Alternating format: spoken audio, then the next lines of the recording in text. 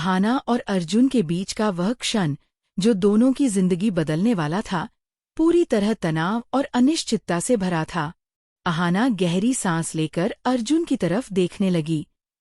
उसकी आंखों में एक अजीब सी ठहराव था, जैसे वह हर शब्द को सोच समझकर बोल रही हो। उसने साफ शब्दों में कहा, अर्जुन, अगर तुम मुझसे और इस घर से सच में प्यार करते हो, तो तुम्हें अब मुझ पर विश्वास करना होगा। और अगर तुम मुझसे भरोसा नहीं कर सकते, तो मुझे इस घर में रहना मुश्किल होगा। तुम्हें मेरे बॉस से माफी मांगनी होगी, तभी मैं इस घर में रह सकती हूँ। नहीं तो मैं चली जाऊंगी। अर्जुन कुछ पल के लिए चुप रहा। उसके मन में गहरी उलझन थी। उसे एहसास हुआ कि उसने बिना सच्चाई जाने अहाना पर शक किया और उसका भरोसा तोड़ दिया। उसके कदम अनजाने में अहाना के ऑफिस की तरफ बढ़े। उसने अपने मन को समझाया, मुझे अब सही करना होगा। उसे खोना नहीं चाहिए। अर्जुन ने अहाना के बॉस से मिलने का निर्णय लिया। जैसे ही वो ऑफिस पहुंचा, उसने बड़ी गंभीरता और पश्चाताप के साथ कहा, मैं अपनी गलतियों के लिए माफी मांगना चाहता हूँ। मैं किसी की बातों में आकर अहाना पर इतना बड़ा आरोप लगा बैठा। मैं अपने गुस्से में और भी कई गलतियां कर चुका हूँ। कृपया हमें माफ कर दीजिए। अहाना के बॉस ने गंभीर होकर उत्तर दिया, अर्जुन, सबसे पहले तुम्हें ये समझना होगा कि किसी की बातों में आकर अपने पति या पत्नी पर शक करना सही नहीं है। पहले सच्चाई जानो, फिर आरोप लगाओ। तुमने अपने फैसले में जल्दबाजी की है। यही तुम्हारी गलती है।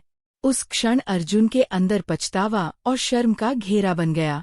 वह वहां देर तक खड़ा रहा, उसकी नजरें दरवाजे की तरफ टिक गई थी, उम्मीद में कि अहाना वापस आएगी।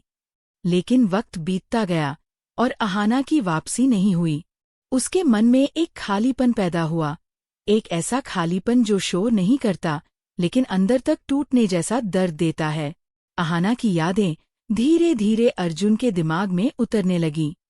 कैसे उसने इस घर में कदम रखते ही हर रिश्ते को निभाने की कोशिश की, अपनी थकान और ख्वाहिशों को पीछे रखते हुए परिवार की भलाई में खुद को झोंक दिया। हर मुस्कान, हर झगड़ा और हर छोटा बड़ा प्रयास उसके लिए केवल प्यार और अपनापन साबित करने की कोशिश थी।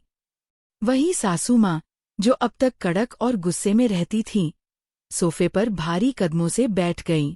उनका गुस्सा थकान में बदल रहा था, लेकिन जिद अभी भी बरकरार थी। बहू का इस तरह घर छोड़ देना उन्हें मंजूर नहीं था।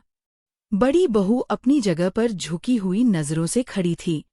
छोटी ननद डर के मारे कांप रही थी। पूरे घर में एक अजीब सा सन्नाटा छा गया था। हर कोई अपने मन में सवाल उठाता रहा कि ये सब कैसे हुआ।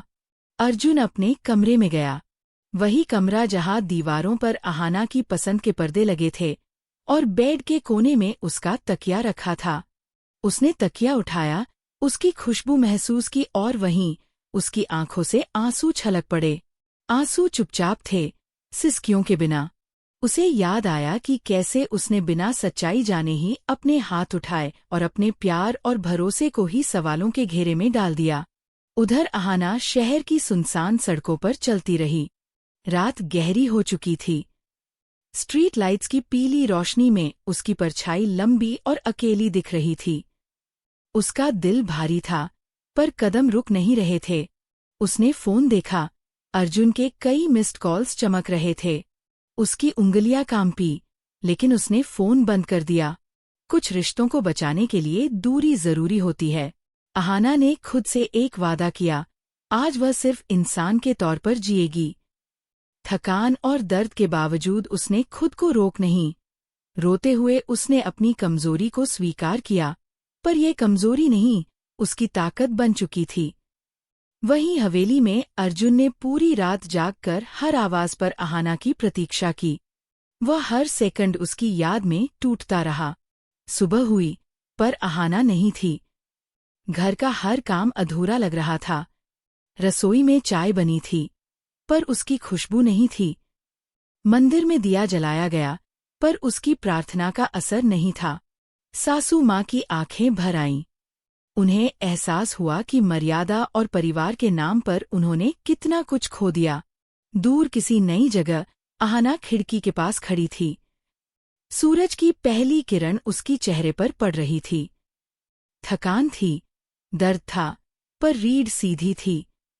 वह टूटी नहीं थी, बल्कि जाग चुकी थी।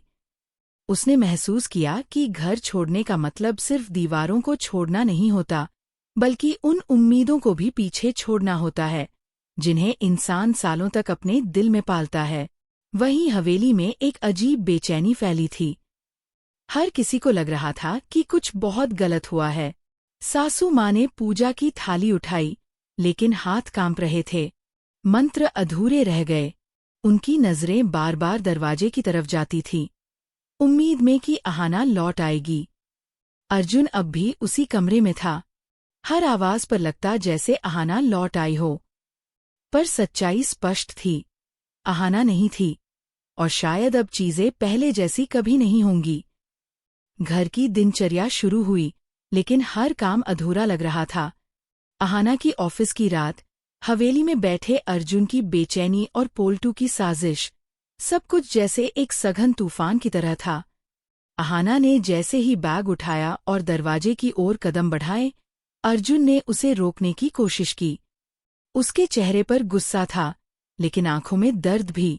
अहाना, तुम्हें रात को दफ्तर क्यों जाना है?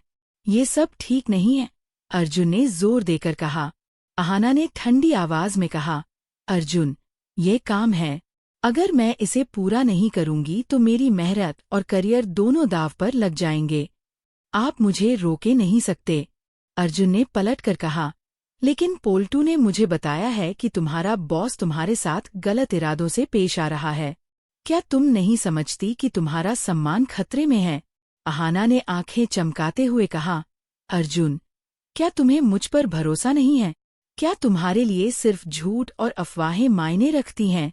अर्जुन की आवाज धीरे हो गई, लेकिन अंदर गुस्सा और डर दोनों उमड़ रहे थे। वह पोल्टू के कहे हुए हर शब्द को याद कर रहा था। हर शक उसे अंदर तक खा रहा था। उसने देखा कि अहाना के हाथ में उसका बैग है, उसका चेहरा गंभीर है, और उसकी आंखों में आत्मसम्मान की आग जल रही है। उसी समय पोल्टू ने अर्जुन के मन में शक बोने का काम पूरा कर दिया। उसने अर्जुन को बार बार ये याद दिलाया कि अहाना रात में अकेली ऑफिस जा रही है, बॉस के साथ देर तक काम कर रही है, और ये सब सिर्फ उसकी तरक्की के लिए नहीं, बल्कि किसी गंदी योजना के लिए हो रहा है। अर्जुन ने अपने हाथों को जोर से बांधा। उसे लग रहा था कि सच और झूठ का खेल उसके हाथों से निकल रहा है। मैं तुम्हें रोक नहीं सकता, लेकिन मुझे ये पता चलना चाहिए कि सच क्या है, उसने धीरे से कहा। अहाना ने उसकी तरफ देखा और बड़ी समझदारी से बोली, तो फिर पोल्टू के पास जाओ और खुद देख लो। अगर तुम्हें लगता है कि उसने सही बताया है, तो मैं मान जाऊंगी। लेकिन अगर तुम खुद जांचोगे तो जान जाओगे कि मैं हमेशा सच के साथ रही हूं। अर्जुन ने गहरी सांस ली। उसके अंदर का संघर्ष स्पष्ट था। उसने रात में सोचा कि वह अहाना को रोककर सही कर रहा है या पोल्टू की बातों में आकर एक बड़ी गलती कर रहा है। उसकी नजरें हवेली की दीवारों पर टिक गईं, जहां अहाना के पसंदीदा पर्दे अभी भी